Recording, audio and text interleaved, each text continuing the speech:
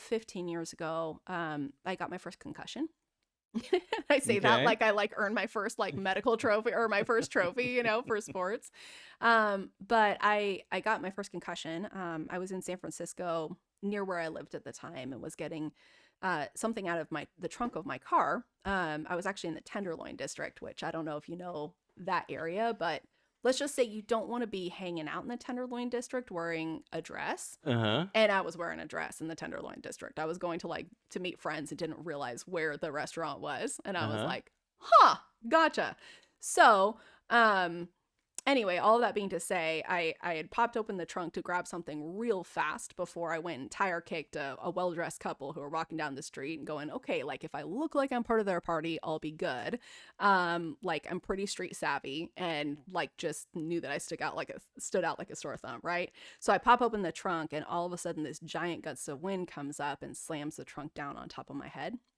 And I just said some things I won't repeat on, YouTube land, and went after that couple, right? Because I was like, okay, like priorities are stay physically safe, right? Beyond what Right. just happened.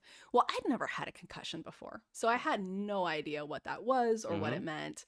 And so I went to a restaurant, had a glass of wine, as one does with a concussion, and then tried to drive back home. And I did make it the hour and a half back home, but I was just falling asleep, going like, there's no way this was just from a glass of wine, right? And my roommate was like, okay, you got a concussion. So took care of me. And about a week later, I was kind of klutzy and ditzy and was doing some laundry, stood up into a dryer that was open over my head. And that was when I started puking. My boyfriend, now my husband, picked me up, took me to the ER, and they did an MRI. They were like, okay, well, you don't have a brain bleed, so you just have a minor concussion. You'll be fine. Just go take care of yourself, right? And that was my experience. Great people, but that was the extent of concussion care. Oh. Ended up getting a series of concussions, and it was just too many too soon, not having fully healed. Now I know what I didn't know then was that I had issues, vestibular issues, proprioceptive issues. I didn't know where my body was in relation to things around it, right? Mm. So I'm constantly banging into stuff, but basically ended up with a series of, just kind of accumulating medical conditions, POTS, persistent post-concussion syndrome, chronic migraines, to the point that as I accumulated more concussions, I would go to work. And by the time I'd get there, having driven to work, I'd be walking real slow across the campus. I was working at Gonzaga at the time, walking real slow across the campus. Then I'd try to do like the stairs, and I'd have like college students who'd be very polite. Like, I don't know if you know that campus, but they're like really sweet kids, right? So they're like trying to be really polite and respectful, but like trying to get to class. And I'm like trying to get over to the side and then stopping to rest at the landing.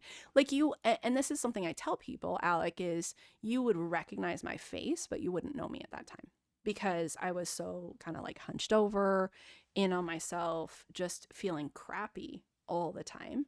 And by, then I'd get on the computer, that would start a migraine. Within like the first, couple of hours, I'd be heading home again. And so with that, I finally got medically separated. They kind of made it like a medical case for why, they had tried their best and, they couldn't keep me employed, which was fair. They'd done a lot, and so got sent home. And that was during COVID. I Oh, was wow. home, on medical leave, AKA, short-term disability, trying to fight for my disability and to be able to spend time at home fighting the insurance systems. And they're like, okay, well, just, submit the paperwork and make a case for why you need to be home. And I'm like, so I'm the one who got medically separated, but now I have to fight to continue to get something so that I can stay home for a while and heal, Yeah. supposedly, and I'm literally like submitting paperwork this thick going, do you realize you are setting me back months that you're going to be paying for because I have to do all my own advocacy work, right? Yeah. And then from there, everyone's like, well, why don't you just rest? Which I don't know if you know anything about concussions, but it's like, yeah, within the first 4 hours, like, years down the road, this is not really helping anything. Huh. So, with that, all of that being to say, that was really kind of that was a really difficult time, and you were asking like, what are the difficulties or challenges when you've been home on disability for months and you're going, okay, like at the time I was, in my mid 30s, right? Uh-huh. So going, what are my options? Nobody has answers. I would just get referred to another, doctor, get another another test, another diagnosis, Uh-huh. another prescription, another test, another diagnosis, another prescription, going like, what's the long-term plan? And everyone's like, You just I don't keep know. trying drugs, huh? Yeah, exactly. To the point that your drugs have drugs, right? And that's the thing was I remember I was driving home. I wasn't driving, my husband was, but we were coming home from kind of like a backyard, barbecue type of thing. Something that I could, go to. And that's the hard part is it's invisible, right? It's that invisible illness where Uh-huh. everyone's like, you look fine, right? Yeah. But I was sitting there just feeling like crap, feeling like I had the flu, which there's all kinds of reasons for, but I remember coming home and Josh, my husband, we were talking and I was like, I'm done with this. Like, I'm over this. I'm ready just to go on disability and just go. The best I can do clearly is to work on getting to where I don't overdo it one day and end up in bed the next, which was my current pattern. And then get to where I can count my spoons, and maybe like have enough energy to get partway through a day, and that's good, call it good. And he was like, and if you know me, which you do, I love being active, I love being out in the community, I love serving people, I hate the idea of just sitting at home all day, right? Right. But that was where I was at. I was like, I have tried everything, all the medical professionals have given up on me, Mm-hmm. they've just given me medications and wished me well. And Josh, who's very intuitive, was like, I don't know what the answers are, but I just am asking you to please not give up on yourself and to go like, yes, there's a place for disability. There's absolutely a place for that. But I believe there's more out there for you. And maybe it will take another couple of tries, but we'll find something, Mm-hmm. and he's like, pray on it, talk with like everybody, I know you're going to have to talk with your friends, do business with yourself. But he's like, I'm just asking you, please not to give up on yourself and just go, okay, well, life's over and I'll just make the best of what I have left, Mm. at 35. Wow. And that was really hard because I think I was at a place where it just hurt too much to hope one more time that I'd finally find something that would work and then be Wow. let down. You know what I Yeah. mean? Yeah. And that was that really hard, like wrestling with myself part. I finally did decide to press in, and I think it opened me up to some referrals to some amazing integrative, providers who were able to start helping me to heal root causes, and together with diet, lifestyle, all those pieces to start to actually get well. But that place, I was this close to just kind of like shutting myself off from the world and being done. Yeah. So, and what you're saying is that this whole experience led you to what you do now, that the main focus of your career is a sort of a reaction to what you just went through? Well, there's a couple parts to it, and I think this would be two different conversations. I'd have to take way more than an hour on this podcast. But Well, yes, in maybe just the short abbreviate. Like, version. I'm very curious. Origin stories are part of the podcast. Like, Mm, what's the origin story of your career is one of my questions. yep, Like, how did you end up doing the thing that you do, whether it's selling or business or yep, ministry, whatever? It's on the list. yep. And if it's not on the list, it will be Should on the be. list.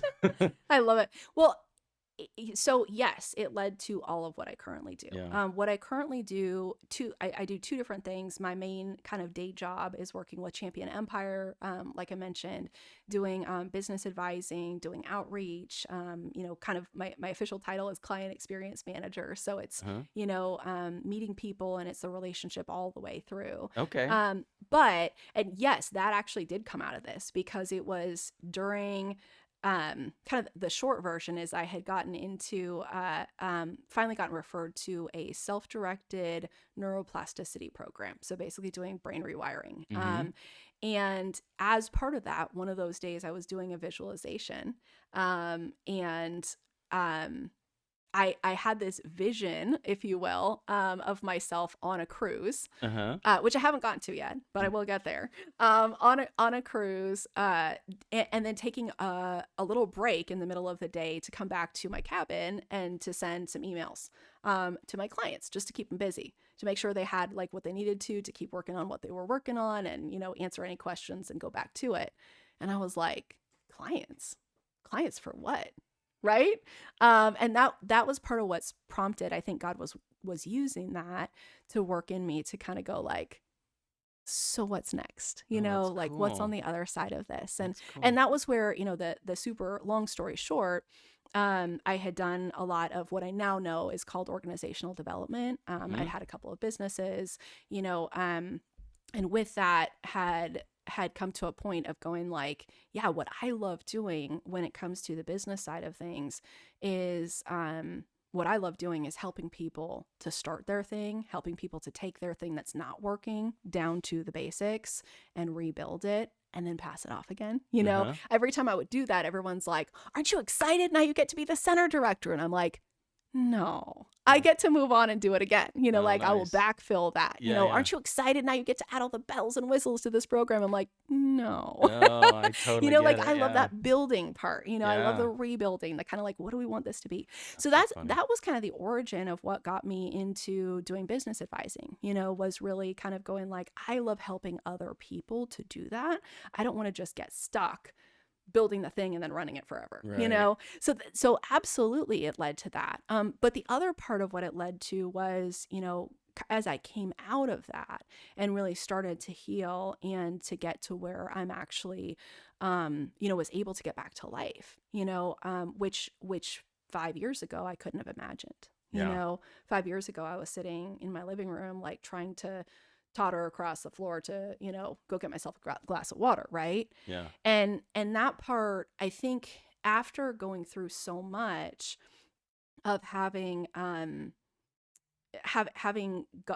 through the medical system and gotten burned out on it. Now, I will give an exception, Alec, is that for anything that is acute, anything that is emergent, you've got an emergency, you've got something that blows up in your body. The emergency system, the mainstream medical system is awesome. And I'm so grateful for Western medicine that way, because we have care that is second to none when it comes to, I need to go to the hospital because I'm having an emergency. That is so amazing.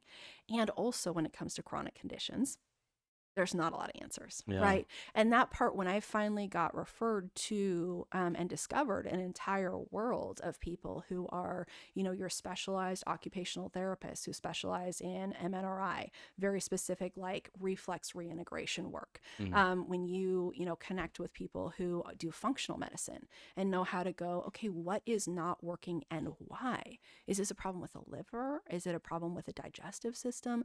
What's not working in there, and how do we heal the root causes? I was on, probably like a year ago, I was on 5 different medications, 5 or 6. Now I'm down to 2. Oh, wow. Right? Like stuff like that like actually truly heals you and helps you rebuild your body, your brain, all those things. Nice. That was when I had, and I've said like, it's not a vision, it was just like a picture. And I had people who called me on that and were like, no, I think it was, I had a vision of people sitting around my living room dealing with chronic conditions and just kind of stuck and frustrated, and connecting them with like going like, there's so much more out there for you. Like, this is not just a support group. Let's actually like connect you with the right, with the right people who can help you actually heal. Wow.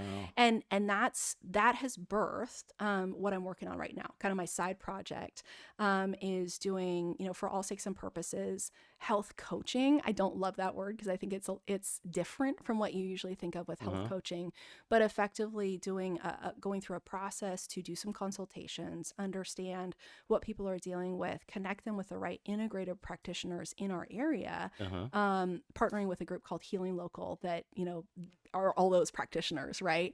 But getting them to the right people in the right order, but also helping them work on the things that I've discovered are fundamentally life-changing. Gut health, mindset work, the kinds of things that actually you can transform your body from the inside out, Right. and working through that in a group of other people who are all dealing with chronic conditions but changing their story. And Okay. that's the part that's like totally lights me up.